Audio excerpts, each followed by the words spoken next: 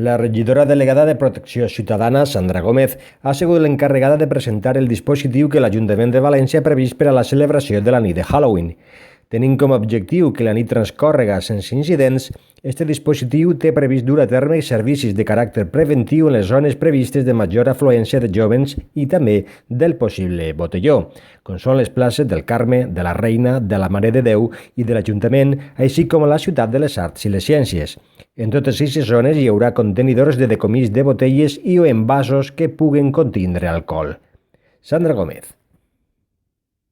Va a haber unos 160 agentes implicados en toda la ciudad de Valencia para atender a cualquier servicio que pueda surgir, pero sobre todo vamos a hacer una fuerte labor preventiva, que yo creo que es una de las principales novedades. Van a haber filtros desde las 9 de la noche, en donde además en estas zonas que os he comentado van a haber contenedores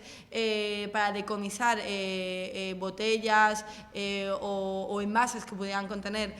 alcohol, porque uno de los principales problemas que hemos detectado es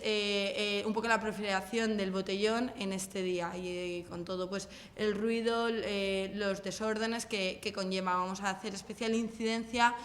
para intentar desde una forma preventiva, desde las 9 de la noche, hacer un dispositivo requisitorio de estos tipos de envases y de consumo. Estamos emitiendo ahora mismo, desde hoy, un vídeo en el canal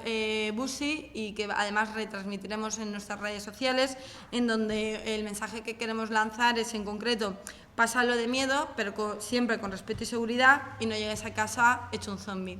Es decir, por una parte, respeta tu entorno, respeta a tus vecinos y, por supuesto, modera el consumo de alcohol y no llegues ni te pases ni llegues a casa pasado, porque obviamente si te pasas te lo pierdes. Tanto en Caxa como en la zona de la ciudad del centro histórico van a haber dispositivos solo de la unidad de tráfico para regular el tráfico. Además, hemos solicitado y tenemos a nuestra disposición, en concreto eran 205 vallas para hacer los cortes que sean necesarios y para regular el tránsito y la movilidad de la ciudad.